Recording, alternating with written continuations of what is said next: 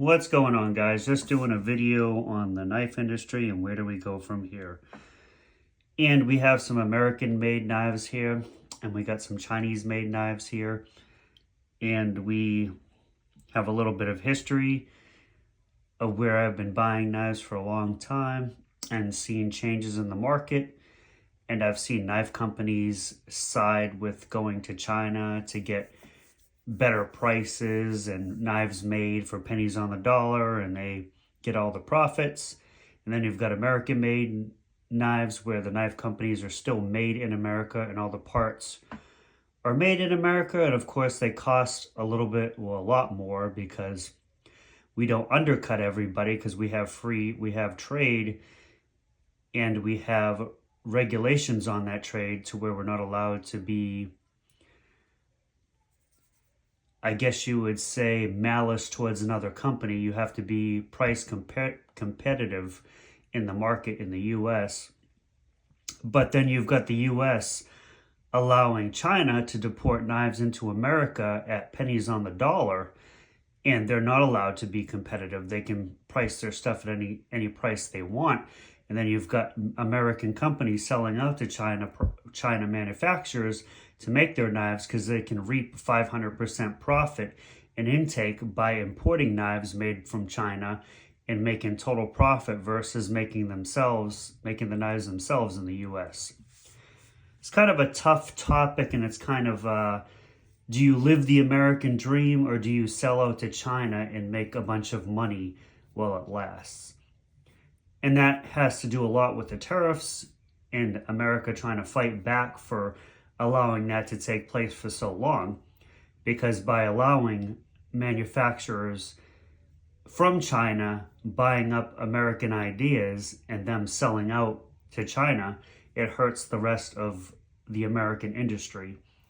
A lot of, unfortunately, political parties have decided to do this and hurt America and drive America businesses out. It's not only happening in the knife industry, it's happening in every industry, but it's starting to really affect the knife industry.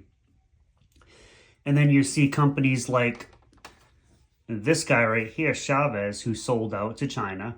He was selling knives and he was making knives and he was doing really well, but then he turned out to sell out to China and reap the profits of having them make the knives and him do a 500% markup or whatever his markup is. Like, this is a $400 and some odd knife made in China, and there's no excuse for it to be $400 because China doesn't make knives for $400. They make knives for $5, and then they sell them back to America, and then they take a loss, and then they make knives, and they flood the industry, and there's a lot to that. But this knife didn't cost no $400 to make. I can guarantee you that. Even though everybody's like, Riot made it, Riot made it. Riot is owned by the Chinese government. They don't pay for anything. They take a loss on knives. But this is a prime example of taking a loss on a knife. Is this what's to come to America now? When a Chinese knife comes into America, now we're paying $500 for a knife when we used to pay under $100 for a Chinese knife? People don't realize either Chavez is making one hell of a profit, or China has decided to beef up their prices on their knives because they've already destroyed the American market and all their competitors in America. Now, there are a few standing tall, like Medford knives, Spartan knives, Emerson knives, and some companies that are still in America making American blades and holding strong. But companies like this that were American-made companies have sold out to China, and now they're either reaping all the profits, or China has decided to beef up their profits because they feel like they've dominated the industry. And then the way you can say that is a company like this, Chavez, these are Chinese-made knives, just like this is a Chinese-made knife selling for $100.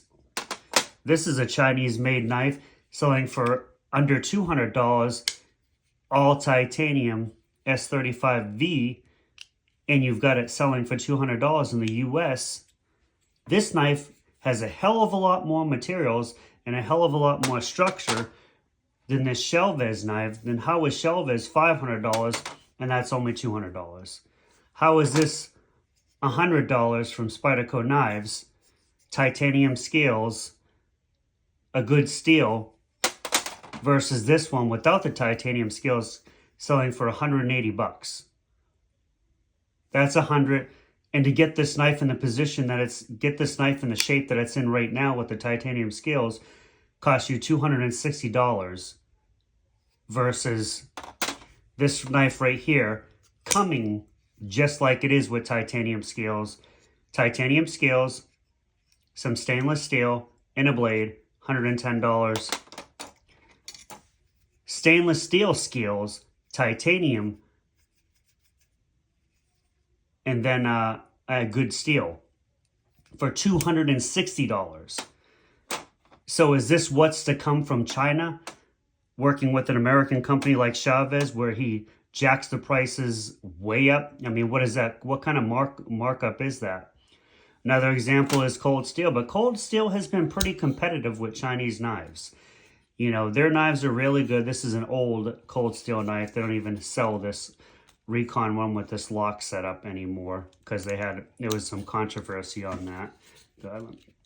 But it's a really good knife. It easily goes in and out using that. But this is a great knife. I love that knife. But we take a look at the industry and we see where Chinese knives have come into the U.S. and have been sold for years for pennies on the dollar, $50, $10, $20.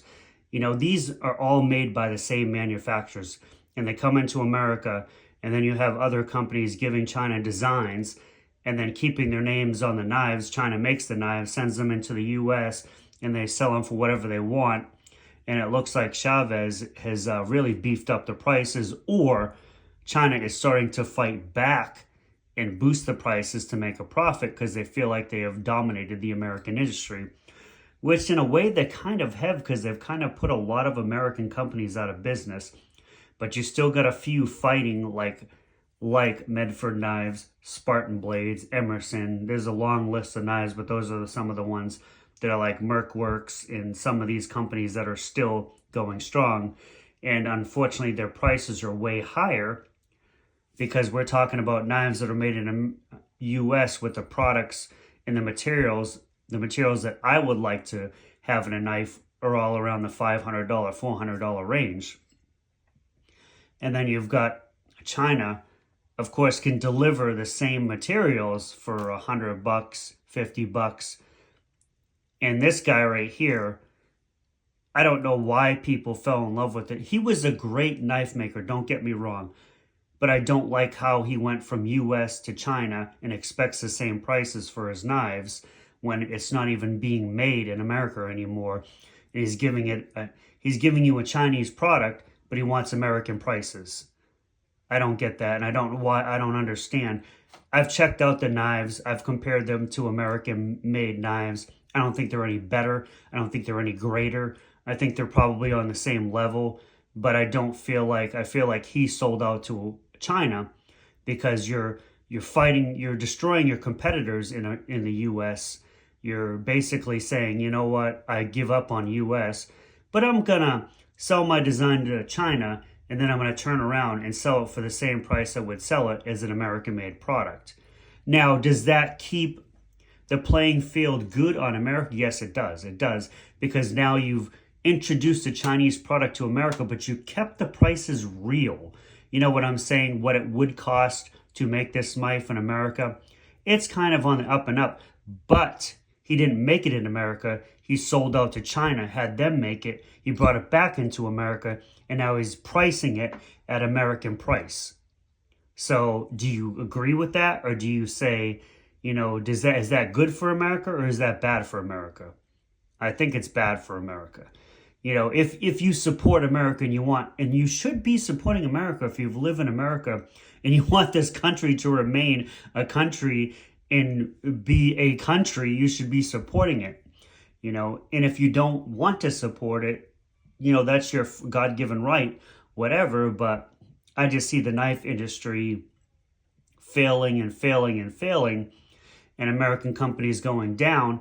And now I see Chinese knives popping back up in America, and their prices have gone from $50 It's a $500 or $450 or $200, and it's no competition for the American product anymore. And that's why a lot of some certain American knife companies have been very political on YouTube expressing their opinions. And I'm not an American knife company. I'm American. I'm an American buying knives, and I can see how they would be distraught and irritated over this whole situation. And people want to give them a bad name, but I don't give. I support them. I've always supported American-made knives, even though they cost a hell of a lot more than Chinese knives. But I'll be willing to go out and buy them because I support America. And you can't be mad at somebody or an American-made company when they point these things out and they're a little upset about it because the American system has failed them. They are a business trying to make it in America, and America is basically turning around and sticking it to them, allowing Chinese products to come in for pennies on the dollar, and it just doesn't go with the trade system of America. You're allowing them to neglect the trade system and sell them for whatever they want and make them for whatever they want, undercut everybody, and just push their products out all over. It's just not fair. And that's what these tariffs are trying to. This is just one example going with the knife industry. That's what the tariffs are trying to fix. What has other political members have allowed to happen, and how they've destroyed America businesses and pushed them out, and made them go to China where they can have their products designed for practically nothing, bring them back to the U.S. and sell them. And what does that leave industry in the America going down and down and down? Why would you deal with America when you've got to pay for this, that, and the third, when you can go to China and have them make it for nothing and then bring it back and reap the rewards? So how do you in a business sense, is that the best plan? Yeah, go to China, have your stuff made, bring it back to America, and become a millionaire. Yeah, at the same time, though, when you do that, you hurt America. So it's like, it's a fine-edged sword, and it's like, you got to see the point. Is it good or bad? Is it bad or good? Both sides have their ups and both sides have their downs, but do you sell out of America or do you stand tall and support America? That's clearly up to you, and it's a very touchy topic, but there you go. Take it easy, guys.